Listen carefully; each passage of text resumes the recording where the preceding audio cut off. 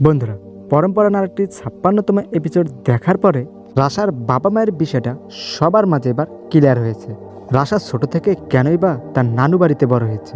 আমি আশা করি ৫৬তম এপিসোড যারা আপনারা দেখছেন ইতিমধ্যে রাশার ফ্যামিলি ব্যাকগ্রাউন্ড সম্বন্ধে আপনারা সব কিছুই বুঝতে পারছেন। বন্ধুরা, আজকের এই ভিডিওতে পরম্পরা নাটকটির ৫৭তম এপিসোডে কী কী ঘটনা ঘটতে পারে এটাই রিভিউ দেওয়ার চেষ্টা করব আজকের এই ভিডিওতে।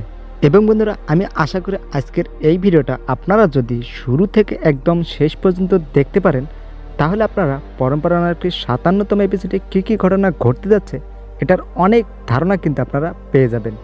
তাই আপনাদের সকলের কাছে আমার রিকোয়েস্ট থাকবে, ভিডিওটি কোনো প্রকার টানাটানি না করে শুরু থেকে একদম শেষ পর্যন্ত দেখবেন, এটাই আপনাদের প্রতি আমার অনুরোধ রইল। বন্ধুরা, আপনাদের কাছে আর একটা অনুরোধ থাকবে, এই মুহূর্তে যদি আমার ইউটিউব চ্যানেলে কোনো দর্শক নতুন হয়ে থাকেন অবশ্যই আমার ড্রামা বিডি ইউটিউব চ্যানেলটি নিজ থেকে সাবস্ক্রাইব করে আমার পাশে থাকবেন। ভিউয়ার্স, আপনারা ইতিমধ্যে পরম্পরা নাটকটির ৫৬তম এপিসোডে দেখতেই পেরেছেন যে রাশা এবং নাহিয়ানের বিয়ের কথা চলছে। কিন্তু বন্ধুরা, এই বিয়েতে কি নাহিয়ান রাজি হবে? আর এটা নিয়েই রাশার বাবা মার মধ্যে তর্ক হয়ে থাকে। নাহিয়ানের বাবাকে বলতে দেখা যায় যে নাহিয়ান অফকোর্স রাশাকে বিয়ে করতে রাজি হবে, কিন্তু অপরদিকে নাহিয়ানের মা আবার বলছে নাহিয়ান এই বিয়ে কিছুতেই করতে রাজি হবে না। রাশাকে নাহিয়ান কিছুতেই বিয়ে করতে রাজি হবে না, এটার নাহিয়ানের মা বলছে। কিন্তু নাহিয়ান যদি রাশাকে বিয়ে করতে রাজি হয় তখন আবার নাহিয়ানের মায়ের কোনো আপত্তি থাকবে না। বন্ধুরা, আপনাদের কাছে কি মনে হয়, নাহিয়ান কি রাশাকে বিয়ে করতে রাজি হবে? এটার উপর আপনাদের যদি কোনো মতামত থেকে থাকে তাহলে আমাকে কিন্তু কমেন্ট করে জানাতে পারেন।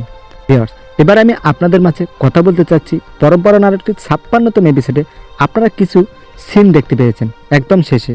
সেই শেষের প্রিভিউ সিনে আমরা প্রথমে দেখতে পেরেছি রাশা মেঘার খোঁজে মেঘার চাচাতো বোন মাহিরের কাছে ফোন দেয়। যখন রাশা মাহিরকে ফোন দিয়ে মেঘার কথা জিজ্ঞেস করে তখন মাহিরকে বলতে দেখা যায় মেঘা আপু তো আর যখন তখন এখানে সেখানে যেতে পারবে না, এবং মাহির রাশাকে বলে মেঘা নাকি রাজীবের সাথে শপিং করতে গেছে। তখন রাশাকে আবার বলতে দেখা যায় ও আচ্ছা, তাহলে এটা বুঝি ঈদের শপিং।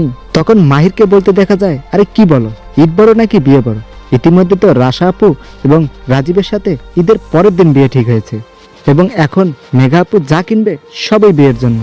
আর এটা নাহিয়ান শোনার পরে নাহিয়ান অনেক মন খারাপ করবে। এখন বলা যেতে পারে যে নাহিয়ান মেঘাকে এখন ভুলে যেতে পারে। অপরদিকের পরের সিনে আমরা দেখতে পেয়েছি রাশার নানুবাড়ির সকলে নাহিয়ান এবং রাশার বিয়ে নিয়ে কথা বলতে থাকে। তখনও নাহিয়ানের মাকে বলতে দেখা যায় নাহিয়ান এই বিয়েতে একদমই রাজি হবে না। এই সকল কথাবার্তার মাঝে রাশার মেজমামা আসলে কিছুই বুঝতে পারছে না, তাই সে জিজ্ঞেস করে কি হয়েছে নাহিয়ান এবং রাশার কি হয়েছে। তখন রাশার বড় মামাকে বলতে দেখা যায় এখন না, আজকের রাত্রে আয়োজন করে সবার সামনেই জানিয়ে দেওয়া হবে। বন্ধুরা, এর পরের সিনে আমরা দেখতে পেরেছি যে ফারদিন রাশার ছোট মামার কাছে চলে আসে এবং ফারদিন নাহিয়ান রাশা এবং মেঘাকে নিয়ে কথা বলে। মেঘা নাহিয়ানকে পছন্দ করে কিনা এটা কিন্তু ফারদিন জানে না। আর এদিকে ফারদিনের বরাবর বলতেছে যে নাহিয়ান এবং রাশার নাকি বিবাহ হবে, কিন্তু এখানে ফারদিনকে বলতে দেখা যায় ফারদিনের কথা হলো এখানে কি ওরা কি আলাদা আলাদা বিয়ে করবে না একে অপরকে বিয়ে করবে? আসলে বন্ধুরা, ফারদিনের মনেও কিন্তু এই প্রশ্নটা জন্ম হওয়া স্বাভাবিক একটা ব্যাপার। বন্ধুরা, আমি তো মূলত চাই যে নাহিয়ান এবং রাশার বিয়ে হয়ে যাক। আপনারা কি চান যে নাহিয়ান এবং রাশার বিয়ে হয়ে যাক? এই বিষয় নিয়ে আপনার কোনো মতামত থাকলে কমেন্ট করে জানাতে পারেন। আমি কিন্তু আপনাদের কমেন্টের অপেক্ষা রইলাম। ভিউয়ার্স, আজকের মতো ভিডিও আমি এখানে শেষ করতে যাচ্ছি। আজকের এই ভিডিওটি শুরু থেকে শেষ পর্যন্ত দেখার জন্য আপনাকে অসংখ্য ধন্যবাদ।